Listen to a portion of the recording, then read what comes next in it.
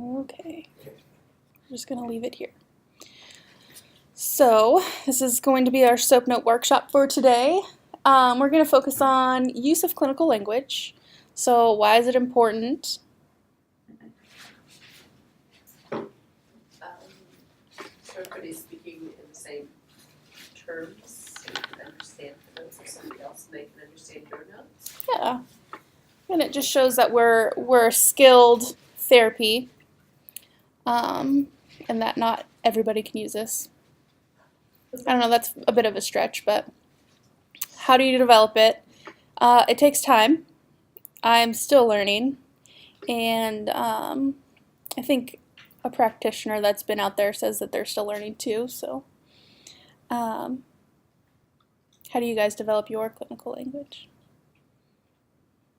I think we're practicing it. Practicing it's it? still really new, so like practicing writing the SOAP notes and using it, like Yeah. when we're working with each other. Mm-hmm. And then when you're out on field work, what I found useful was reading through old notes of like a client just to see like how does my fieldwork educator word things. So I thought that was nice. And then I'm still not grasping it. What do I do? Well, you attend things like this. Your SOAP notebook is fantastic. That's actually where I got some of the activities that we're going to do today. So I think it's really good, and it's a very underutilized tool that we have access to. So I hardly ever used it while I was like actually in classes, but I used it a lot when I was out on field work. Okay, so this slide are words that are similar, but one is better than the other. So worked on versus addressed, which one do you think you should use more so in a note?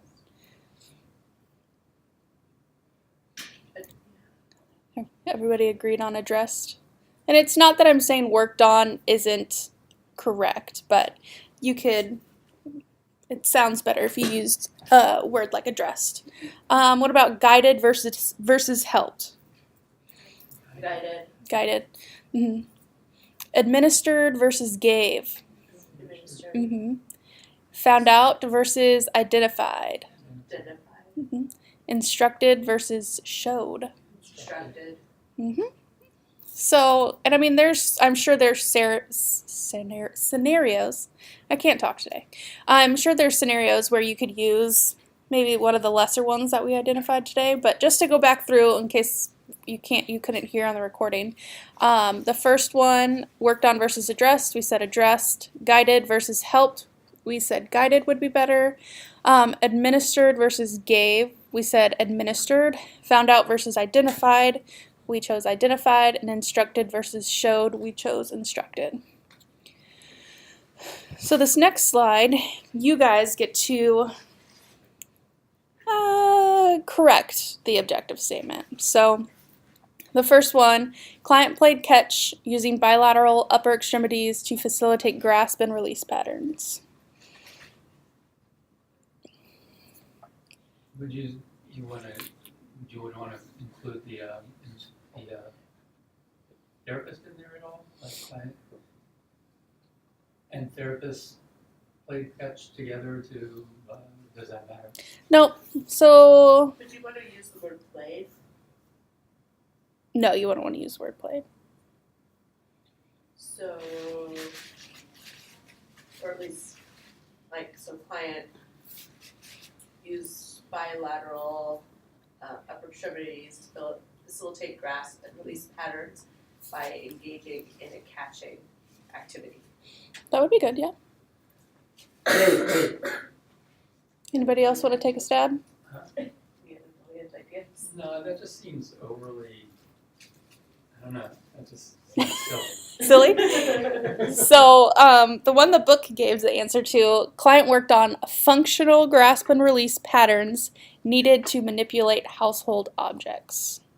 And just ignored what they did, like the catching part? Yeah, so this activity was mainly focused on like not focusing so much on the activity, but like what did that activity do? So Okay. incorporating that clinical language piece to still get an idea of like what we're working on and why is it important. So bring it back to a function-based thing like household. Basically making it sound less fun. Yeah. Because, I mean, we do have a lot of fun in OT, and sometimes you're like, man, I had so much fun doing whatever, but how do I write that in a clinical way so the payers aren't being like, "Ugh, they're just playing games, like, why? You know? That kind of thing. So the second one is a mouthful. Resident put dirt into pot to halfway point. I don't know how to spell it. Should say halfway point. Added seedlings and filled remainder of pot with dirt transferred by cup. Resident completed 3 more pots while standing 8 minutes before requiring a 5-minute rest. Resident resumed standing position to water completed pot for approximately 5 minutes. How would we fix this?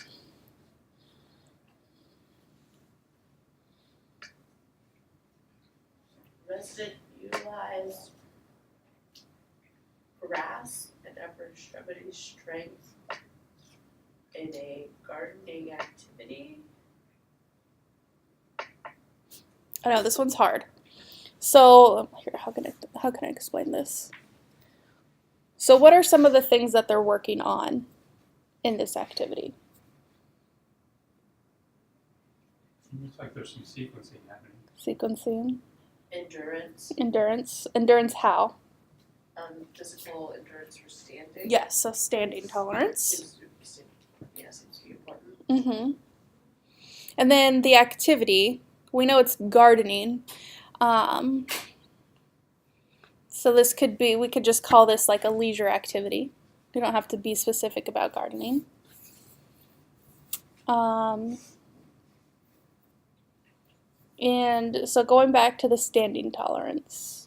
So obviously this activity could be working on, well, it might not be obvious, increasing their standing tolerance. So with all of that being said, we could say the client demonstrated standing tolerance of 13 minutes during leisure activity with a 5-minute break after 8 minutes to increase standing needed for ADL tasks. That makes sense.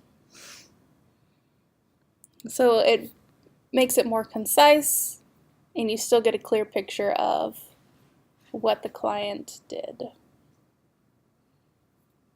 True or false? Mostly true. I know, it's a bit of a stretch.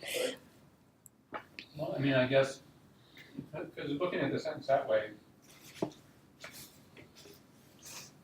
I can't tell what point. So, I mean, I could have thought the point was the sequencing. Mm-hmm. So we're totally throwing that out, right? Right, well, and you have to think like this is just one small portion of the O. So it could have gone on to talk about the sequencing. Mm-hmm. And I think we're definitely fresh off of our cognitive lab, so we're thinking cognition right now. Yeah, definitely the sequencing was the first thing Mm-hmm. that jumped out at me. Yeah.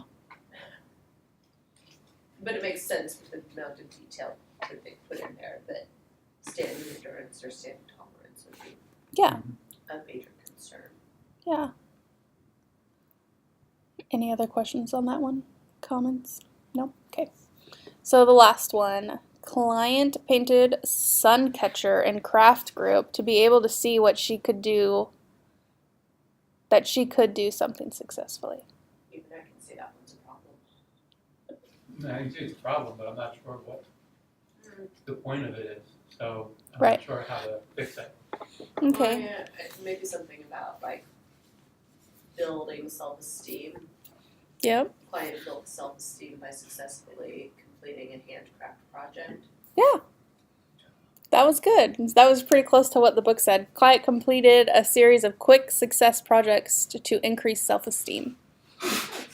So, yeah. So your thinking's getting there. You just really have to land, It's all in layers. Yeah. Any other comments or questions on that one? That was, yeah. That was a good one. Good job, Katie.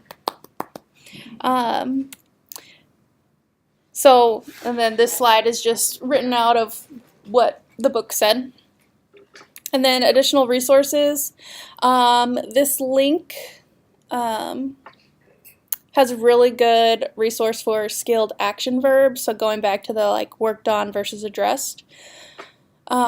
Just ways you could tweak your note to sound more clinical. And then Soap Notebook is such a good resource if you're not sure like how to write certain notes for different settings. There's like examples in there and just additional worksheets too, which is where I got the objective statement slide from. So yeah, with that, that is our Soap Note workshop for the week. And if you have any questions, feel free to email me, distance students, because technically we're here in Alaska, so we'll just call everybody else distance. So